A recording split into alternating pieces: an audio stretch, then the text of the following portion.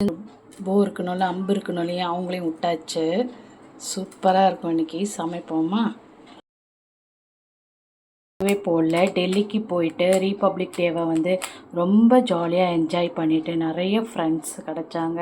ஒரு குடும்பமாக நாங்கள் ஜாலியாக என்ஜாய் பண்ணிவிட்டு ஒரு 4 நாள் நாங்கள் சமைக்கலை. ஒரு 4 நாளில் 5 ஸ்டார் ஹோட்டலில் இருந்துட்டு ரொம்ப ஜாலியாக என்ஜாய் பண்ணிட்டு வந்தோம். மினிஸ்ட்ரி ஆஃப் எர்த்துக்கு ரொம்ப ரொம்ப ரொம்ப தேங்க்ஸ், ஹார்ட் ஆஃப் தேங்க்ஸ் சொல்லிடலாம். அதுக்கப்புறம் எல்லாருக்குமே, அதில் ஒர்க் பண்ண எல்லாருக்குமே ரொம்ப தேங்க்ஸ் சொல்லிவிட்டு நம்ம இன்றைக்கி வீடியோ ஸ்டார்ட் பண்ணலாம். வணக்கம், வெல்கம் டு ருச்சிதா குக்கிங். இன்றைக்கி நம்ம என்ன பார்க்க போகிறோன்னா, பேபி கார்ன் வச்சு ஒரு கிரேவி தான் பண்ண போகிறோம். இந்த கிரேவி தோசை, சப்பாத்தி, இட்லி எல்லாத்துக்குமே சாப்பிட்லாம். 5 ஸ்டார் ஹோட்டலில் காரம் இல்லை, ஆனால் டேஸ்ட்டு செம்மையாக இருந்தது. மாதம்பட்டி ரங்கராஜன் சாப்பாடு சொல்லவே தேவையில்லை, அதுவுமே ரொம்ப நல்லா இருந்தது. சாப்பாடு கொடுத்தவங்கள என்றைக்குமே நம்ம மறக்கக்கூடாது, குறையும் சொல்லக்கூடாது. ஓகேவா? இது எங்கள் பாட்டிக்கிட்டேருந்து நான் கற்றுக்கிட்டது.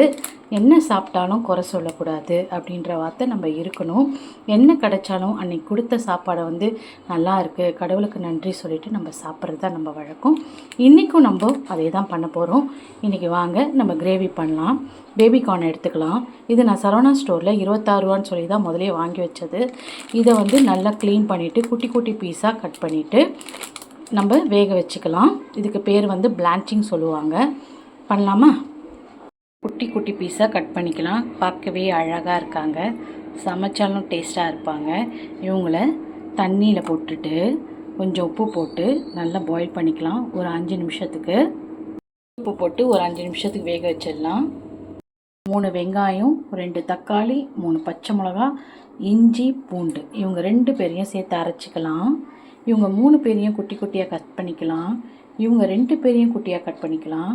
இவங்க 3 பேரையும் குட்டியாக கட் பண்ணிக்கலாமா? எண்ணெயை ஊற்றியாச்சு. இவங்க மேலே 2 ஏலக்காய், பட்டை, லவங்கம், சோம்பெல்லாம் போட்டு தாளிச்சிடலாம். பொடியாக கட் பண்ண வெங்காயத்தை போட்டுடலாம். நம்ம இந்த வெங்காயம், தக்காளி, இஞ்சி, பூண்டெல்லாம் எந்த அளவுக்கு வதங்குதோ அந்த அளவுக்கு நம்ம கிரேவி செம்மையாக இருக்கும். பச்சை மிளகாவையும் 3த்தையும் போட்டுட்டு நல்லா ஃப்ரை பண்ணிக்கலாம். பேஸ்ட்டையும் போட்டு நல்லா ஃப்ரை பண்ணிக்கலாம். வேர்க்கடலை நல்லா வறுத்த வேர்க்கடலையாக எடுத்துக்கோங்க. வறுக்கலைன்னா கொஞ்சம் வறுத்துக்கலாம். 2 ஸ்பூன் தனியாக எடுத்து வச்சாச்சு, 2 ஸ்பூன் தனியாக அரைச்சி வச்சாச்சு. 2 ஸ்பூனை எடுத்து மிக்சியில் போட்டு நல்லா ஃபைனாக அரைச்சி தண்ணி ஊற்றி அரைச்சிக்கலாம். பூண்டு, வெங்காயம் நல்லா வதங்கிடுச்சு. இந்த இடத்துல நம்ம தக்காளியும் போட்டு நல்லா அவங்க குழையிற வரைக்கும் வேக வச்சிடலாம்.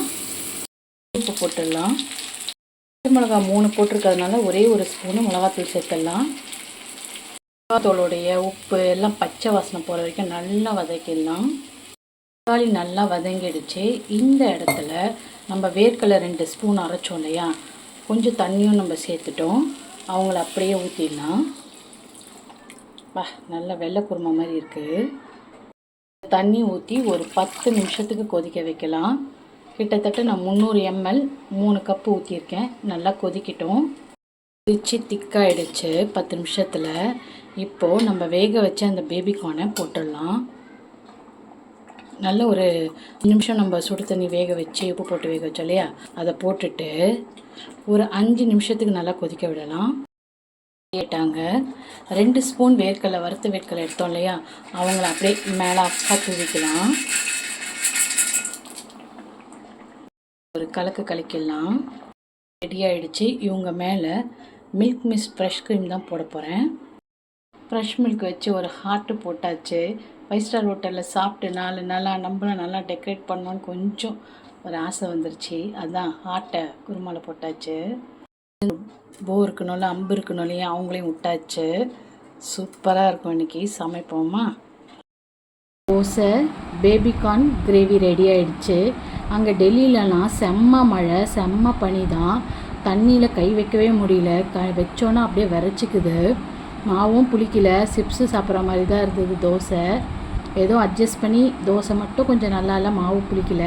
மற்றபடி ஓகேவாக இருந்தது. சுடு தண்ணி தான் யூஸ் பண்ண வேண்டியதாக இருந்தது. அந்த கிளைமேட்டும் ரொம்ப நல்லா தான் இருந்தது. தொண்டை தான் கொஞ்சம் கட்டிக்கிச்சு, அதுவுமே சரியாக போச்சு.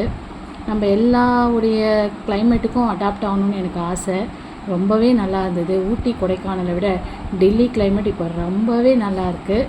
போக ட்ரை பண்ணிங்கன்னா போயிட்டு வாங்க. ரொம்பவே நல்லா இருந்தது. இப்போ நம்ம தோசையை சாப்பிட்டு பார்க்கலாம். நல்லா புளிச்சிருக்கு. காலையில் தான் அரைச்ச மாவு. புளிச்சாதான் தோசை நல்லாயிருக்கும் சாப்பிட்றதுக்கு. நம்ம சூடான அந்த கிரேவியில் தொட்டு சாப்பிடலாமா? பேபிகார்னு அந்த வறுத்த வேர்க்கடலை கடித்து சாப்பிடும்போது வேறு லெவலில் இருக்குது. செம்ம டேஸ்ட்டுப்பா. ட்ரை பண்ணி பாருங்கள். தோசை ரெடி ஆகுது. தோசையை திருப்பி போட்டாச்சு. நம்ம மிக்சியிலே தான் அரைக்கிறது. தோசை செம்மையாக இருக்குது. டெல்லியில் தோசை சாப்பிட்ற ஆசையாக எனக்கு போயிடுச்சு. ஆனாலும் மாதம்பட்டி தோசை ரொம்பவே நல்லா இருந்தது. சிக்கன்றதுனால நம்மளுக்கு ஒரு டெம்பர் ஆகி மீன் குழம்போடு சிக்கன் குழம்போடு தொட்டு சாப்பிட்டோம்.